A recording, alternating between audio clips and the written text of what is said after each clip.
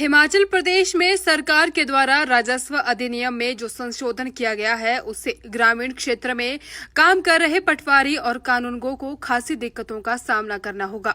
ऐसे में अब ग्रामीण राजस्व अधिकारी और कानूनगो महासंघ ने प्रदेश सरकार को ज्ञापन भेजा और मांग रखी है कि संशोधन में ये भी बताया जाए कि 1 माह के भीतर पटवारी और कानूनगो को कौन कौन से काम करने हैं ताकि जनता को भी दिक्कतों का सामना न करना पड़े। इस मुद्दे को लेकर ढालपुर में संयुक्त ग्रामीण राजस्व अधिकारी और कानूनगो महासंघ जिला कुल्लू की एक बैठक आयोजित की गई। वहीं प्रदेश सरकार से मांग रखी गई कि जो संशोधन उनके द्वारा किया गया है उसमें कुछ और चीजें भी जोड़नी चाहिए।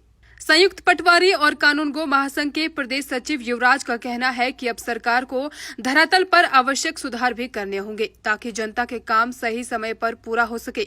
आज पटवारी कानूनगो नायब तहसीलदार और तहसीलदार स्तर के 25 से 70% पद खाली चल रहे हैं। पटवारी और कानूनगो को अपने राजस्व संबंधी कार्य को पूरा करने का भी समय नहीं मिल पाता है। हर रोज पटवारी और कानूनगो के पास विभिन्न प्रमाण पत्रों की रिपोर्ट, विभिन्न सूचना भेजना और परियोजना संबंधी जैसे काम भी करने होते हैं।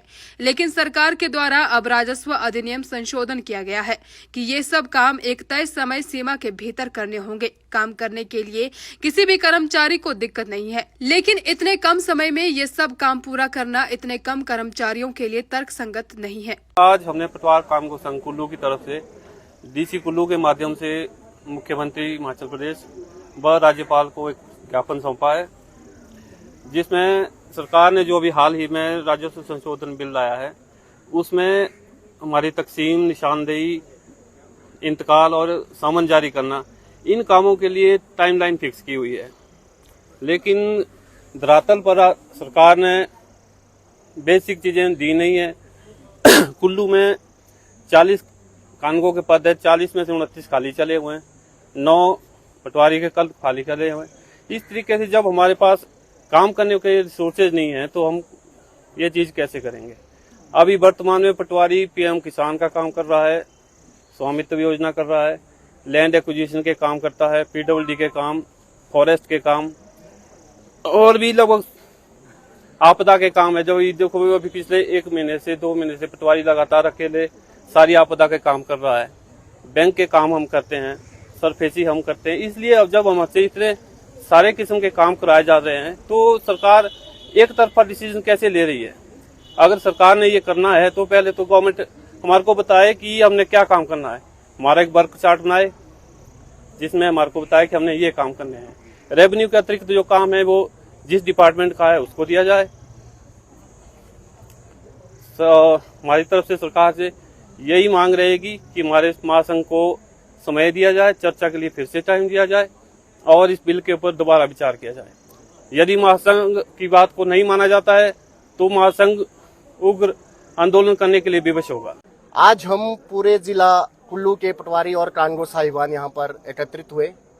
ये हमारा सौभाग्य था कि आज एग्रीकल्चर सेंसस की मॉर्निंग से ट्रेनिंग चल रही थी, इस वजह से यहाँ सारे एकत्रित हुए हैं। दूसरा, हमारा पहले से जो फिक्स था, आज 5 तारीख को हमने ज्ञापन देना था डीसी साहब के माध्यम से माननीय राज्यपाल और माननीय मुख्यमंत्री जी को। तो हमारे इस ज्ञापन का मेन कारण यही था कि जो हाल ही में अभी भू राजस्व अधिनियम 1954 में जो संशोधन हुआ 69 साल बाद, हम उसका स्वागत करते हैं, अभिनंदन करते हैं, क्योंकि वक्त के साथ बदलाव बहुत आवश्यक है। लेकिन इस बदलाव में जो कुछ खामियां हैं उसमें यह है कि निशानदेही के लिए 3 महीने और तकसीम के लिए 6 महीने का समय दिया है। तकसीम में 6 महीने के साथ 3 महीने का और समय जोड़ के कुल 9 महीने का समय दिया है, जो कि भौगोलिक परिस्थिति अनुसार सही नहीं बैठता है।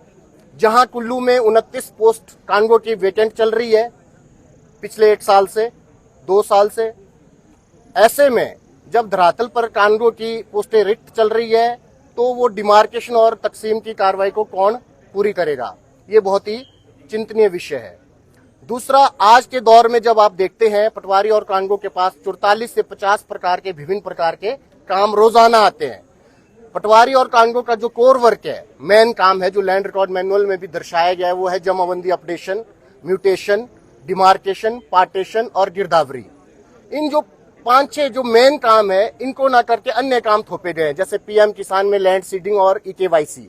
लैंड सीडिंग हम कर रहे हैं जो भू राजस्व संबंधी है, लेकिन जो EKYC का काम एक्स्ट्रा दिया गया है हम चाहते हैं कि वो पंचायत या कृषि विभाग स्वयं करे।